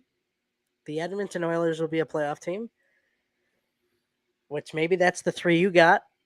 But the one team that is going to make the playoffs this year and be the fourth team to do it, because obviously there were only three last year, is the Los Angeles Kings. We agree. We got the same 4. Oh, I thought you said you had three. No, I have 4. I think I'm going to go 4. It's hard because is the 5th place team better than the 4th place team in the Pacific, in the Central? Maybe on paper, but you have to play those games. And I'm thinking about the Central Division, and I have 4 locks in a way, I think. And so that 5th spot, I don't know, actually. I forgot about Dallas. I don't know. This is hard. This is really, really hard. There's going to be a great team from the Western Conference that misses the postseason next year. I'm going to go 4-4. I am. I'm going to go 4-4. Me I'm too. going to take those 4 from the Pacific Division, and there's going to be a team I leave off from the Central that I think is going to come up just short. Sweet. So we'll get to that next week. So make sure you tune in, and that'll be in the second period of next week when we break down the Central Division. Frank, I asked you for your rankings, who's going to make the playoffs, the leading scorer from either team, but who is the most set up for playoff success? Who from the Pacific Division do you think will go the farthest? It's Vegas, hands down. I mean, we've talked about him so much today. Eichel, Carlson, Marchessault, Pietrangelo, Theodore, addition of Phil Kessel, get that playoff experience. I mean, and all these guys are healthy, so barring any health issues or injuries, I don't see how they're not the most set up for success. Until they pick a goalie, I don't trust them. Like, I just, in the playoffs, in the regular season, you can win with the local Walmart guy. You know, we've seen it from Vegas. I think Edmonton is the team I think can go the farthest. They proved me wrong last year. They did it. And I know for a fact now, it's not just speculation anymore. I know for a fact now that Draisaitl and McDavid could come to play in the playoffs. And it really took Cale Makar's speed to shut down McDavid in the playoffs this year. And Makar looked like McDavid as a defenseman in that series. I think McDavid will have a plan for that if Edmonton and Colorado meet up again next year. McDavid, he's a student of the game as much as he is an elite player of the game. And I believe he will develop a way to match up against Cale Makar in a playoff series. We'll see if, and Makar is going to adjust too, obviously. I'm not saying it's a lock that Edmonton would beat Colorado, but we know how hard it is to repeat. We know how Edmonton can use players like McDavid, and I like their depth. I like having Evander Kane on the team for a full year now for them. I think the world of Yamamoto and Puljujarvi. Obviously, we know about Draisaitl. Their young defensemen that they've been drafting over the years are starting to come up. Evan Bouchard. There's no Duncan Keith, which I think helps them. I don't mean to be disrespectful, but Keith got top 4 minutes as a 39-year-old defenseman. Like, it'll help to have a younger guy come up and play. Keith, Hall of Fame, retired number, best defenseman of his era, in my opinion. I think Edmonton could do better now, and they're going to. And so that's why I think the little third place Edmonton Oilers, who will have 100 points from Draisaitl, and I think they're the most set up. They got a new goalie, Campbell, who was really good for the Leafs last year. And now I reserve the right to flip should Vegas make a huge goalie trade. Colorado got Georgiev, and I think that's going to be amazing for them. Does Seattle flip Grubauer? Do they give him to Vegas? Does Seattle go, or does Vegas go for a Peter Mrazek at the trade deadline from the Blackhawks? Okay, I think that can help them. If another great goalie becomes available, I don't know who off the top of my head, maybe someone from Dallas, back up for Ottinger, if they step up and play well. Like, there are lots of different options. I got my faith in Edmonton right now. That's fair. So that's the Pacific Division. Is there any other note from the Pacific Division, though? Like maybe a team you said might not make the playoffs that you're still really excited for. And if they made the playoffs instead of one of your picks, you really wouldn't be all that surprised. And maybe you hope, maybe that's a situation you hope you're wrong for X reason or whatever. Close down the Pacific Division with something like that for me. It could be the Ducks, I mean, if the Ducks were to have a breakout year and, Zegras really went off and he was the reason that they made it to the postseason, and maybe just for some reason the Kings have an off year and the Ducks pass the Kings, because they're not going to pass Vegas, Calgary, or Edmonton. So if they made it in, the Kings would have to miss, because I don't think there's going to be only 3 teams from the Central that make it. But I mean, I wouldn't be like jaw hits the floor per se, but I mean, yeah, I'd say the Anaheim Ducks. Yeah, I agree. I think Zegras is going to make that Anaheim Ducks team like must-see TV, win or lose. I ranked Vancouver as second to last, and I'm like I'm not going to flip by any means, but like Bruce Boudreau's there. He normally has success with teams within his first couple seasons. They had 92 points last year. They had a great year last year, and they came up just short. They came 7 points short. So if they could have found a way to win 3 other games, they would have been in the mix for the playoffs. I wouldn't be shocked if Vancouver proved me wrong and made a run at the playoffs if JT Miller has similar production and Peterson and Hughes take another big step. If Brock Besser gets back to his goal-scoring prowess, Bo Horvat's in a contract year. If he went off, it wouldn't shock me. He said he wants to remain the captain of the Vancouver Canucks. So if they prove me wrong a little bit, it wouldn't really shock me all that much. It really wouldn't be proving me wrong as much as you think. I like watching Vancouver. I think they have one of the best jersey catalogs in the league. I don't love their home and roads, but their alternates are all awesome. The one with the stick and then the black one are I like that their goal lights are on the cool. boards too. Yes. They go around the boards. I really like that a lot. And each stanchion has a light, right? Don't they? And when they score, they all flash. Wait, what? There's like each stanchion has like blue lights. The stanchions are like the little things that hold the boards up. Yeah. They have like blue lights and they flash when they score too. Well, that's what I'm talking about. They're like on the side of the boards. But I think each board has them. Maybe. And they're like bright blue lights. And then what you're saying is the one behind the goal has red lights across the entire stanchion. No, I was talking about the boards. Oh, okay. Like when you score, like the... Yes, we're talking about the same thing then. Yeah. I thought you were talking about the actual goal. Like no, I don't care about the goal light behind the. But I believe theirs is. It is. It is the entire strip of the stanchion. Yeah. Remember what were those guys who sat by the penalty box? Do you remember them? The Green Men. The Green Men. They're not there. I love them. They were so funny, and there were guys like Seabrook who would like mess with them a little bit, like have some fun with it. Because he was from Vancouver. Oh, yeah. And I remember when they played Nashville, they would get like a cutout of Carrie Underwood if Mike Fisher took a penalty, and they'd pretend to like kiss it. Yeah, that was fun. They had to have like all that stuff prepared. Oh, yeah. Like in case this guy takes a penalty, we're going to go to town on pretending to kiss his wife. Yeah. Hilarious. So, Frank, that's the Pacific Division. I'm excited to watch Pacific hockey. I feel like I get a fair portion of Pacific hockey because when our Central and Metropolitan and Atlantic games are over, those are the only ones left on. The other 3 divisions all kind of play at the same time. And then the Pacific, it's like, all right, well, freaking Vegas plays Calgary now. Okay, sign me the H up for that. So I'm excited about it. Can't wait to watch Pacific. And we will get to our fun period of BarDown Talking Hockey in period number 3.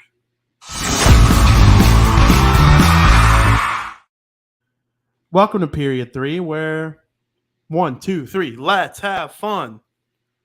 Frank, the National Football League is back.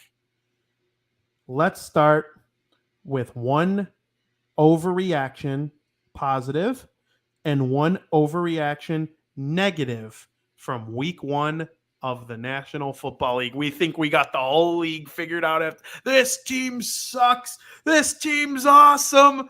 What are your overreactions? I got 2 positives. Yes, let's go. And I got 2 negatives. All Do 2 right. and 2. I'll do 2 and 2. 1, the Giants, man.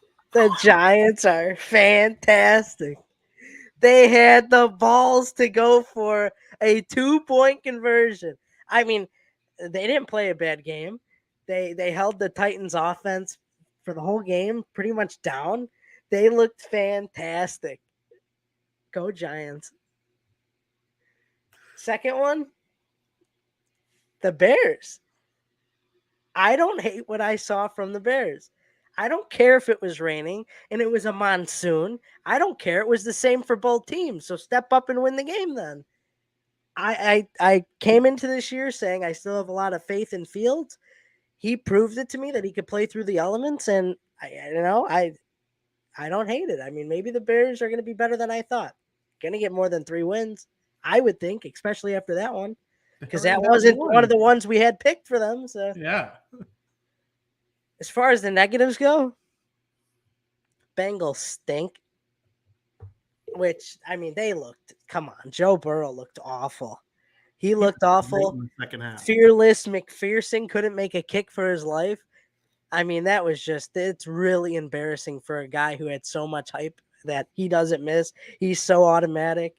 I mean, that was kind of embarrassing for Joe Burrow too. But then again, you make it to the Super Bowl in that first game.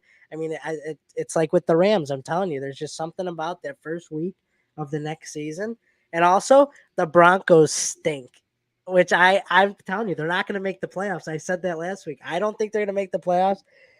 It's just, you got people on your starting wide receiver roster I've never even heard of. Who's Hamler? Who's AJ Hamler? Yeah, Hamler didn't have. He's not their guy. He's one of their starters. Yeah, he's their starter. Difference maker. The guy who got chopped this week had Hamler. Yeah, because he's a starter. He's a starter, and he didn't even get thrown the ball. And Russell Wilson can't throw the ball to anyone. I don't know. Those are my 2 of each. First of all, young one, the Giants suck, and the Bears. I liked what I saw from the Bears. Okay, I'll give you that. It's raining. It was raining for both teams. And if you're flying in an airplane, I heard this on Colin Cowherd's show. He made this funny ass analogy. If your pilot crashed the plane in the rain, would you give him a pass because it was raining? No. You gotta fucking land the airplane, asshole. Yeah, exactly. I don't give a shit that it's raining. The Bengals, Joe Burrow was great in the second half. You must have forgot the 20-point comeback that they made, and if it wasn't for their stupid-ass kicker. I hate all kickers. That's my biggest overreaction to week 1. I hate every single kicker except for Tucker. Tucker's elite. The Broncos, they lost to themselves. And if you try to argue with me that they didn't, and you don't think those are correctable mistakes, I'm going to question if you watch the game. They had first and goal twice and got 0 points. Inside the 5, they were a disaster. A disaster inside the 5. That gets corrected because Russell Wilson's elite. I think I hate their coach, though. That was a bad call. Nathaniel Hackett. That was a bad call. Peyton, did you catch the clip? It was hilarious. I loved it. Hilarious. And again, another thing that I think will be corrected, and that's why I'm not out on the Broncos after 1 week. But if Nathaniel Hackett continues to coach that football team like that, then I'll back out on the Broncos and say, Frank, hand up. You were right about the Broncos. I'm certainly not doing that after 1 week. If we did that after 1 week, a bunch of division winners that we had would be done. I had the Broncos winning their division. Or no, I had the Broncos not winning their division. I had them making the Super Bowl. But because I like the talent on the team and their offensive line looked good. Russell Wilson had plenty of time. Russell Wilson was great except for when he was within goal. Their defense looked good. They stopped the Seahawks for the most part in general. They weren't as clutch as I'd like to see them be. But, hey, credit to Geno Smith too. Geno Smith worked his ass off to get a starting job again, and he won it in camp this year. He was great. I have no problems with. And here's another thing people often forget. What coach in the NFL has a game plan to beat Russell Wilson more than Pete Carroll? And they had Richard Sherman in town to help the D-backs prepare for Russell Wilson. I don't know how I didn't throw. If I would have known that before the game, I would have threw $200 on the Seahawks. And I'm a Broncos guy. I'm all in on the Broncos this year. I think I laugh at people who overreact to week one and anything, especially about the Broncos.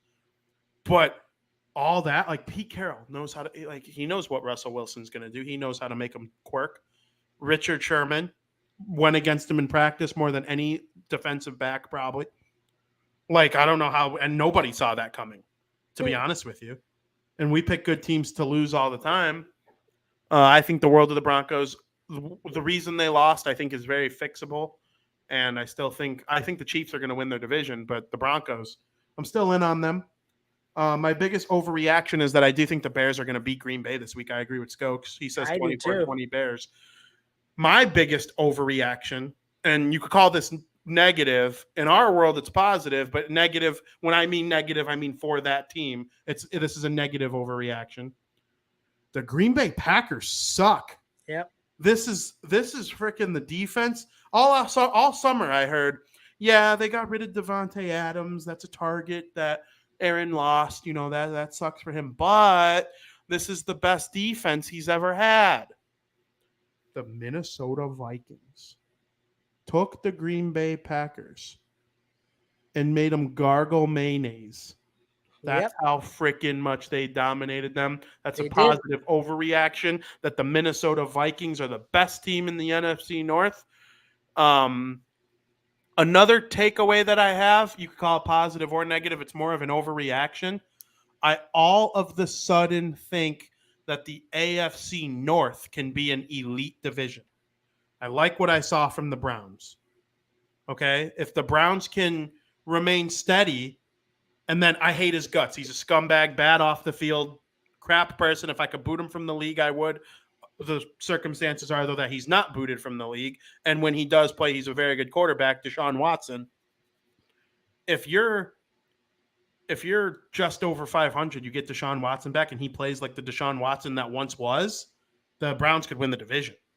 Okay, that's what I think of the Browns roster as a whole. I just don't really love the quarterback situation until week 11. And the Bengals and the Steelers was just a magnificent game. That might have been the best game of the entire weekend. And the Steelers choked a huge lead, but they had the huge lead, which made me look at them in a different way. I had them coming in last. Now I'm not so sure. The Bengals, Joe Burrow was brutal in the first half. He threw 1,000 interceptions, and then he ended up being like a 40-point fantasy player in the league I'm in because he was so good in the second half. And when you have Jamar Chase on the team, you could just chuck it and hope good things happen at that point. So then what's the team? Oh, the Baltimore Ravens. All I hear all the time is negative talk about Lamar Jackson. Lamar Jackson might have been the prettiest looking quarterback the entire weekend. He's throwing the ball as well as he's ever thrown it. And yes, he can run and, do what he's got to do with his legs. At least he knows how to slide. I'm watching Trey Lance get hit by defenders because he doesn't know how to slide. He doesn't slide. He thinks he's a running back. At least Lamar Jackson doesn't think he's a running back. He's a mobile quarterback. He knows how to slide. He knows when the play's over, and he's been throwing it well. And I'm all in on this division. I think all four teams have a chance to be very good. So that's one of my overreactions as well. Another overreaction I have. My guy, Tom Brady, looked great, but the team around him did not. And they still found a way to win a football game. That's what the Buccaneers are going to do all season long. When you have Tom, you have a smarter brain than everybody else around you. You can win games you don't deserve to win. And that's how they've won Super Bowl after Super Bowl after Super Bowl, because Tom Brady is the GOAT. And the Dallas Cowboys suck. And now they're going to be really bad. Yeah, unless they trade Jimmy G, then they'll win the division. Oh, another overreaction? They better not trade for Jimmy G because Trey Lance looked bad. But it was raining. Yeah, and I know we don't like to say raining is an excuse. I do need to see more from Lance. I'm not out on Lance after one game in the rain. Just like But I I wouldn't wasn't going to trade be out. Garoppolo though, and just like go all in on Lance. Yeah, I mean, maybe that'll make Lance play better though. I've seen that has worked. Don't tell me that hasn't worked. Getting that shadow off of you, getting that shadow away from you. Yeah, Skyler, no way they're giving up Jimmy G. I mean, I wouldn't. I would have started him from the beginning. I would have let another team draft Trey Lance and develop him with their whole team like the Bears did with Fields. I'm not out on Trey Lance. I just think a roster like San Francisco can beat anyone with an okay quarterback. Yeah. I'm interested to see how if San Francisco comes out next week and dominates their opponent. I don't know who they're playing yet. Is it Seattle? Which I'm not picking against Seattle in the survival pool for at least a couple weeks. They were part of my plan to like just feast on them. No, I'm not doing that yet. They're not there yet. They're not bad yet. And if the Bears lay an egg against Green Bay, I'll go back and look at week 1 a little differently. The rain really helped the Bears. The defenders. What if they blow out the Packers? If they blow like out 31-10, I'll start thinking playoffs. I would too, because week 3 they play the Texans, and then I think they win that game easy. Yeah, I mean, and I don't think very highly. I mean, no, because I do think highly of the Vikings. Like, I could see the Vikings winning a shit ton of games with that offense.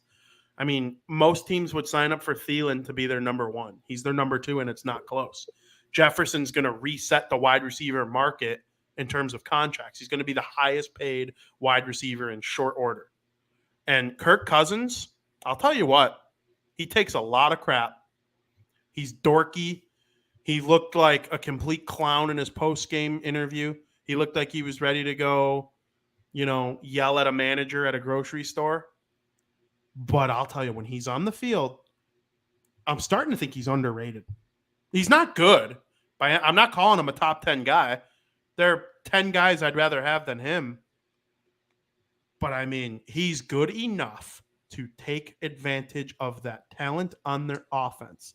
And it's been a while since the Vikings were an offensive type team. Okay, I remember Adrian Peterson. I remember Randy Moss. Justin Jefferson, Thielen. I like their tight ends. Good offensive line. Kirk Cousins is an okay enough quarterback. I'll say Kirk Cousins is a good quarterback. He's better than okay. I'm sorry.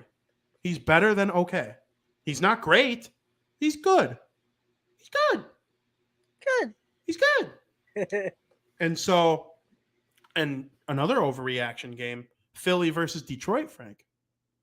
Philly is really good. They're like really good on paper. And they barely beat the Lions, who I think are going to have an okay year. I don't love Goff anymore. When he was with McVay, he was awesome. But I don't see it from Goff long term. But he's good enough. He's kind of like Cousins in a way. He'll never make I don't know if he'll ever make way on an offense like Cousins has this year. And I'm starting to forget about the narrative that Cousins can't win big games. He just won a huge game. That was a huge win for the Vikings. Like, anybody who says he can't win huge games, not anymore. He won a huge game. He ended the primetime streak where he didn't win a prime. I think he ended that last year or the year before. Yeah. And the only person, Khalil Mack put the fear of God in Kirk Cousins. Khalil Mack plays for the Chargers now. So I don't know. What do you have? But before you go on, the only thing about Kirk Cousins is that his record, though, against teams above 500 is terrible. So we haven't seen that yet. He beat Green Bay in week 1 this week, though. But they were 500. I know. Again, I'm not saying I think the world of Kirk Cousins. He's probably like the 15th best quarterback in the NFL. But I think they can win with him. Do I think they're going to win the Super Bowl? No. But it's an offensive league now, guys. Like, if you could score a crap ton of points, you have a chance in each and every game. If you're down 10 in the fourth quarter, you can come back, and the Vikings have a pretty good defense. So I don't know. I'm high on the Vikings right now. We'll see if they prove me wrong. The Bears did beat the 49ers, though. We touched on it a little bit. What's your main takeaway from that? My main takeaway is it took Fields a little bit to get going, but he looked great. I mean, I shouldn't say great. In the second half, he looked great. In the second half. In the first half, he looked awful, kind of. I'll say it. He was brutal in the first half. But the second half, I mean, I don't know. I might switch my tune around with the Bears this year because I'm still very confident in Fields. So, and he proved me right this week. So I like what I saw from him. I was thinking before the season started, if the Bears go 3 and whatever, what would that be? 3 and for what? 14, 3 and 14.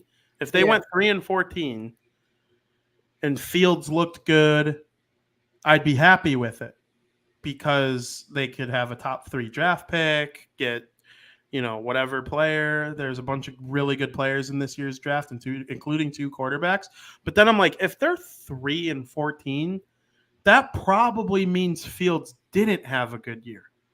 Like, I just don't see a world where a quarterback has like this great year where you're like so confident in him going forward and you have 3 wins out of it. So then I'm like, if they go 3 and 14, like, do they consider drafting freaking Bryce Young out of Alabama or CJ Stroud out of Ohio State? Like, do you go Ohio State quarterback 2 times in a row? I'm like, I don't know if that's like really good vibes. Now I'm kind of thinking like I need the Bears to at least be respectable, and Fields needs to show what he showed in the second half of the last game. And he needs to make his reads, and there's still a lot of room to improve. And it won't be rainy next time. Okay, Green Bay does have a really good defense on paper. We'll see if they come to play this week. But I think 49ers defense is better than Green Bay's.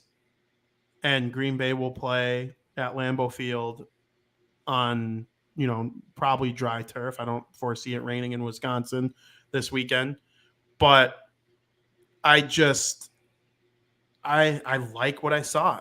It's weird because they didn't like dominate any. Like, they didn't blow them out. It was a close game. It was 19-10. It was a disgusting, rainy, nasty day. It made me want Arlington Heights even more because there's just so clearly absolutely no drainage system at Soldier Field whatsoever.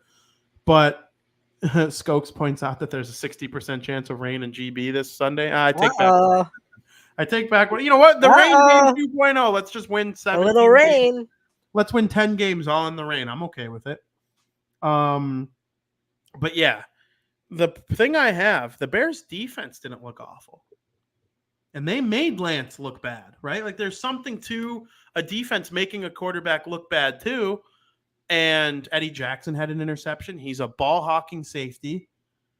The Packers are going to be without their 2 best offensive linemen again this week.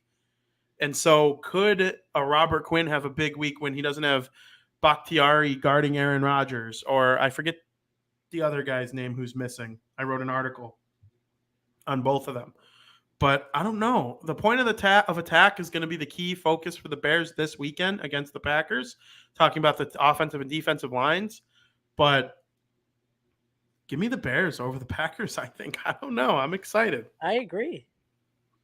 What was your favorite week 1 moment?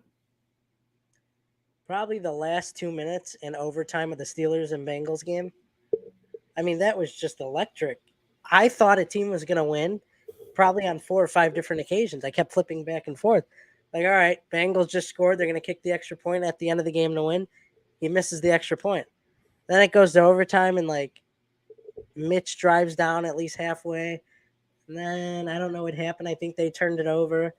Then the Bengals got the ball back, and it went back and forth. And then Boswell hit the upright, and McPherson misses a field goal in overtime. I'm like, what's going on? And that was clearly one of the most exciting games of week 1. So, yeah, it's probably takes the cake. I was thinking about mentioning that game. I do think that is probably my favorite game of the weekend. I really liked the Monday Night Football game, too. I didn't get the outcome I wanted, and freaking Nathaniel Hackett pissed me off and, in more ways than you could possibly imagine because I am rooting for the Broncos this year. I have a vested interest in the Broncos. But the game between the Seahawks and the Broncos was incredible. I mean, there were goal line stops and missed field goals and made field goals and touchdowns and shocking moments from Seattle. And the storyline between Russell Wilson and Pete Carroll and the Seahawks. And he's getting booed by the copious amounts of Seahawks fans. It had the highest what's the scale to measure sound? Decibels. It had the highest decibel level of any Seahawk game since like the Legion of Boom days. And it was just an electric game. I'm going to go with that. I thought Monday Night Football was outstanding. Could the game have been a little more high? Like, would I have loved to see a little more fireworks? The Broncos should have won by 2 touchdowns. I think, if you look at the advanced metrics of the game, it heavily favored the Broncos. They're a significantly better team than the Seahawks, but the Seahawks were smarter and they played the game much better. And I loved the theater of it. It was like what we love about sports. Like, it had a storyline. It was everything you like in the game. And yeah, shout out to Monday Night Football. The Sunday night game was a dud. I got what I wanted because Tommy Boy won.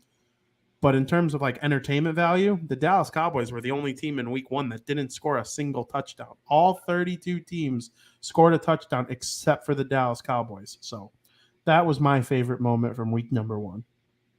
Did the Bears end up choosing a new president? No. Oh, okay. Ted Phillips is their president until February. I'm sure the process of naming a new one will okay. come after that, but it'll be during the off season. Gotcha. Preview week number 2. Anything you're looking at that you like? Yeah, there's a couple games. I'm excited for Chargers Chiefs tomorrow night. I think that'll be a pretty good game. Yes, sir. I think there'll be a lot of offense in that game. Besides that, Bears-Packers should be a good one because I do think the Bears have a chance for an upset here. And anytime the Bears could upset the Packers at Lambeau Field, I'm up for that. And Patriots and Steelers, because I think the Steelers are not, with Mac Jones injured, and the way the Steelers played last week, I didn't hate the way the Steelers played. I think the Steelers are going to start out 2-0. But other than that, there's not really many games that are that exciting this week. It's kind of a lot of boring games. To me, no matter what, Seahawks versus 49ers will always be one of the best rivalries in the NFL. So I'm excited to see how that game goes. 3:05 on Sunday. Obviously, it's Packers week in Chicago. That's a big deal. Tomorrow's game between the Chargers and Chiefs will certainly be interesting. There's a noon game on Sunday between the Miami Dolphins and the Baltimore Ravens.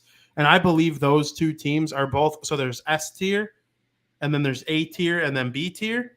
I think they're both like lower end A tier teams. I really, really do. I like the Dolphins and the Ravens a lot this year. And I'm excited to see how they match up against one another. Tua versus Lamar. It's going to be great. I will pick the Ravens probably, but I talked highly of the Dolphins all season long. It wouldn't surprise me if they go to Baltimore and win by any means. Seeing the Commanders play the Lions will be interesting to me because the Bears play the Commanders later this season, and that's one of the hardest games for me to get a gauge on all season long. And I think both Monday Night Football games next week are outstanding. The Tennessee Titans against the Buffalo Bills. Obviously, I think the Bills will probably kill them, but there's a chance that Tennessee plays like Tennessee of last year with a good defense and a good run game and make it interesting on the Bills. And then Vikings versus Eagles. I think that game has a potential to be so good. And those two teams always match up well against one another. You might remember the Minnesota Miracle a couple years ago. I love seeing games like that. That was against the Saints, but I just think like big games for the Vikings, they're fun to watch for whatever reason. They're in Philly, and yeah, Cardinals Raiders should be pretty good too, even though they're both 0-1. Oh yeah, I mean it's just week 1. Yeah.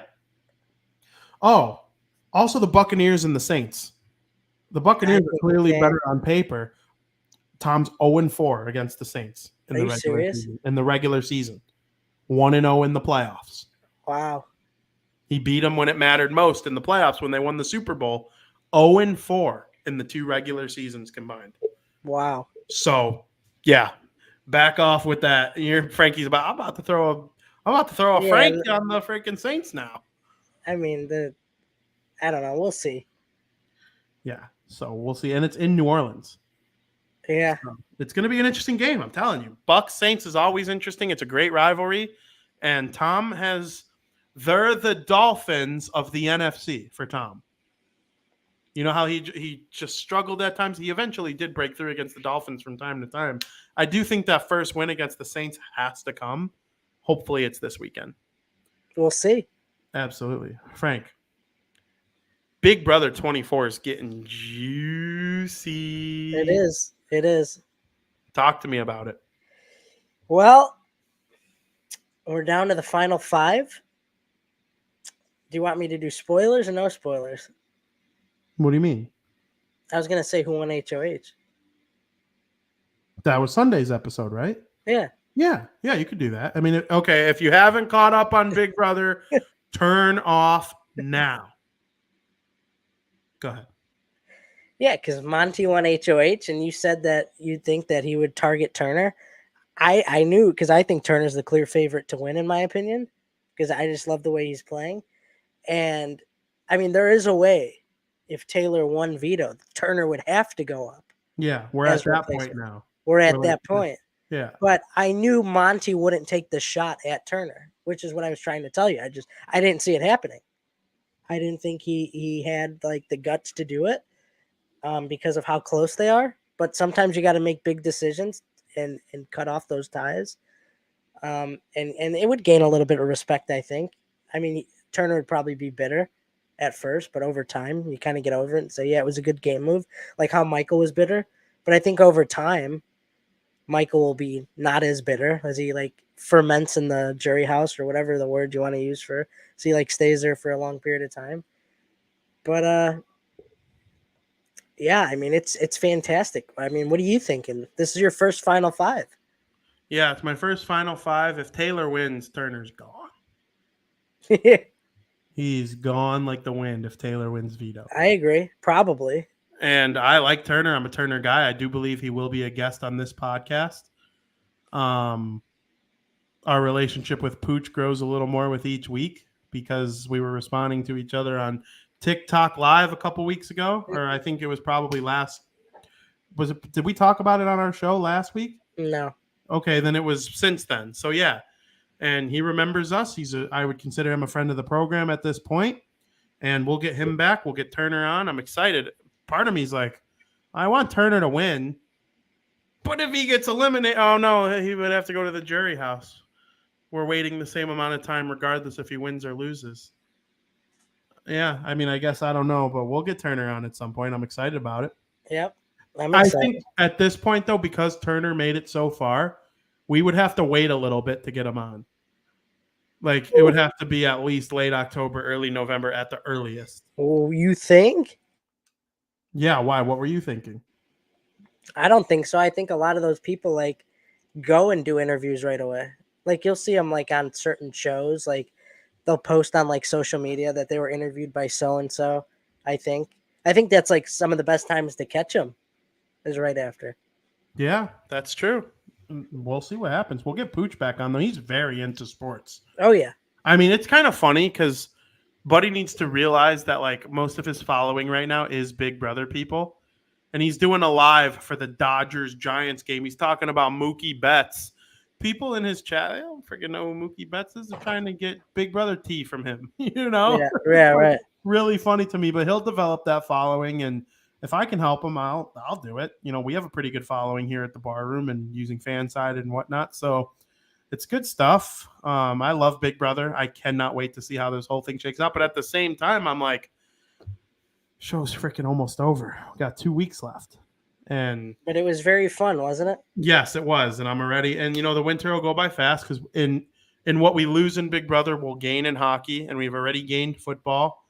And the MLB postseason will make the month of October go by faster than Vanilla Bean.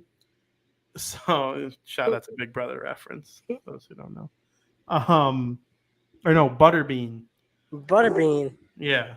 I'll drop faster than a butterbean.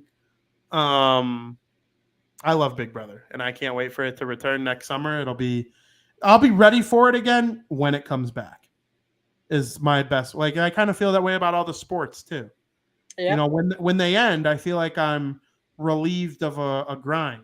Like, okay, the Super Bowl just ended. I've been covering this damn sport for the last 6 months. Now it's time for the off season, and we'll reconvene at the draft, and then we'll be back in time for next season. I feel the same way about Big Brother. It's going to take a long time to dissect what happens with the winner and what goes on in the final weeks of the season, but Yep. it's great. I love it. 11 days till finale. That's wild. I can't believe it's on a Sunday. That sucks. It's always on a Wednesday. I every know. year. That's what you said. Well, I Frank, don't understand. and there's a sick football game that night, isn't there? Yeah, I forgot what it was. I forgot what it was too. It's like Bucks, 49ers or something. Oh, maybe. I thought the Chiefs came to mind though. I forget. It's a sick game though, and maybe what we'll do is we'll have to watch the finale with the football game on the computer, and then when the finale's over, the game will go back on the TV. That's kind of what I'm leaning towards with that, because you can't wait on the Big Brother finale. No. That has to be watched live. And I love football, and I would rank football ahead of Big Brother probably, except it's pretty even, honestly. Like, I have to see the finale on time. With football, it's like sports you got to watch live for the most part. Big Brother you can watch recorded except for the finale, in my opinion. All right. So I'm excited about it. Frank, are you ready to win people some money? Sure. Sure. How'd you Absolutely. do last week? Absolutely. 2 for 3, I think. Was it 2 for 3 again? I think it was back-to-back weeks with 2 for 3. I think. I'm not 100%, but very good. Well, Frank, let's try and get you to win people some money in America's favorite podcast segment of the week, Breaking Bets.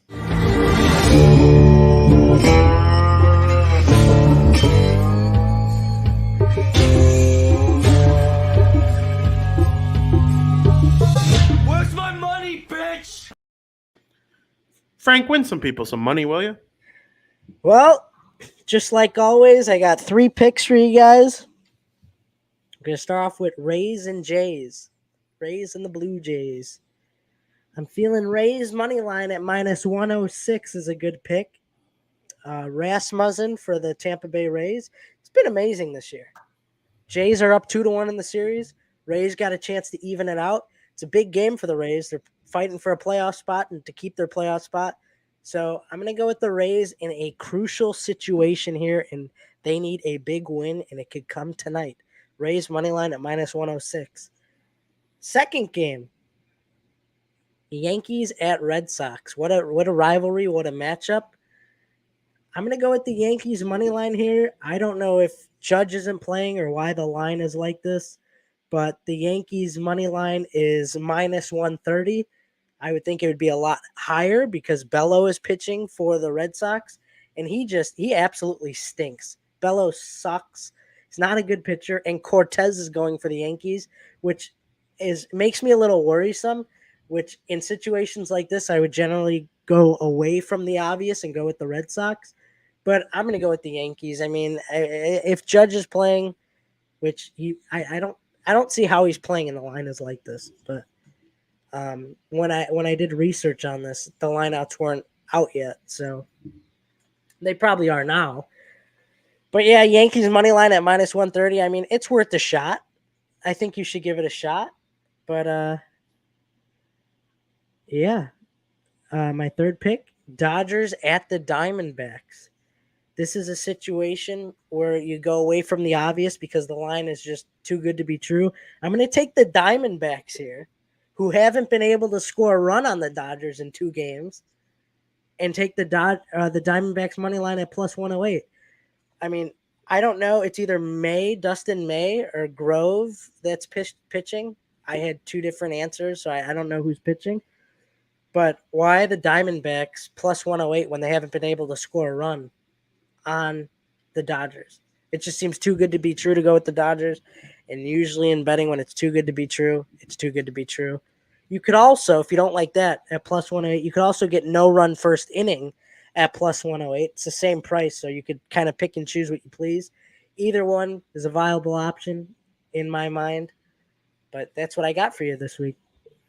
Absolutely. The pitching matchup is still unlisted on the MLB app for the Dodgers. Okay. It was Grove earlier. Yeah, And now they took it down. It might be Dustin May. that makes sense.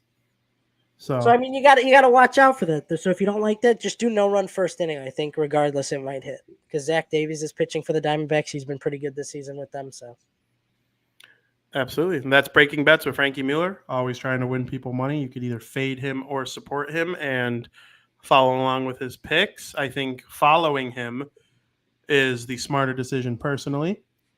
But Frank, that's our show. What a hockey-filled show. It's been a long time since our show had that much hockey chatter, I would say. oh yeah, it was a great show.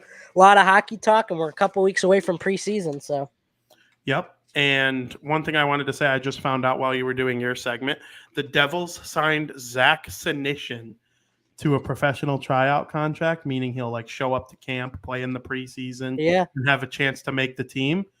Zach Senyshyn was a first-round pick when the Bruins had 3 in a row, and the Bruins picked Jake DeBrusk, Zach Senyshyn, and then who was the third one? Now I'm drawing a blank on the third one. And Joey was convinced all 3 of them were going to be superstars. It wasn't a mistake that they didn't take Matt Barzal with either of those 3 picks. So I can't remember. Why am I blanking on who the third one is? It was Zach Senyshyn, Jake DeBrusk, who Jake DeBrusk's a good player. They hit on one of the 3, which I guess is really all you need at that point. I said if one of the 3 Blackhawks picks from this year becomes a good player, they'll have one. That'll be a good draft. So if 2 or 3 of them become good, that's how you start building like a legit core. But man, Senyshyn's on the Devils. That's interesting. For now, he might get cut. I think he's going to get cut anyway. But we'll see what happens. Frank, what a great show. It was outstanding. I'm so happy to do this. Next week, we'll come at you with another preseason division preview, and we'll start getting in the prospect challenge as well. I have already started. My prospect pyramid will, in all likelihood, be done, and I'll be ready to share that with the world for those who care. The NFL Week 2, we'll get all down and dirty with that, as well as our hockey analysis. You could follow all the great shows here at the Barroom Network, including tomorrow's Crosstown Crosstalk at 2 p.m., where we will dissect what's going on with the Chicago White Sox, the Chicago Cubs, and everything around them in Major League Baseball. Of course, you got the great Chicago Bears shows. We got this show covering the NHL as the season approaches. The NBA will certainly get its love here at the Barroom Network, and then the South Burbs Hitmen again on Monday night at 8 p.m., where we will talk about this White Sox team that, if they lose this game to Seattle, they're down, or to Colorado, they're down 3-0 right now. If they lose, they'll be 4 games out because the Guardians did come back and beat the Los Angeles Angels. Yep. And it's just a shame that the White Sox can really have a stretch where they went 10-5 with their new manager and they lost that much ground because Cleveland's on this kind of winning streak. That's what happens when you dig yourself in a hole, and you could get hot and it still won't matter. Coming back is very difficult in all of sports, and that's where it's at. So we'll break it down, though. We'll be here for you. You could read all Frankie Mueller's stuff on apptrigger.com, and make sure you follow him on Twitter at the King Bean. You could read all my stuff at the 3 sites that I cover, and follow me at Vinny Parisi. I retweet every single article that I write, and I've been lately retweeting every article that I edit, which, every click helps. So thank you very much to those who read, listen to the podcast, follow along. It's so much fun to do and be a part of. Frank, any last words? Go Bears. Go Bears indeed. It's Packer week. F the Packers. We hope they're able to get her done. As always, let's go Sox. Stay hockey, stay family. And as always, thank you for listening.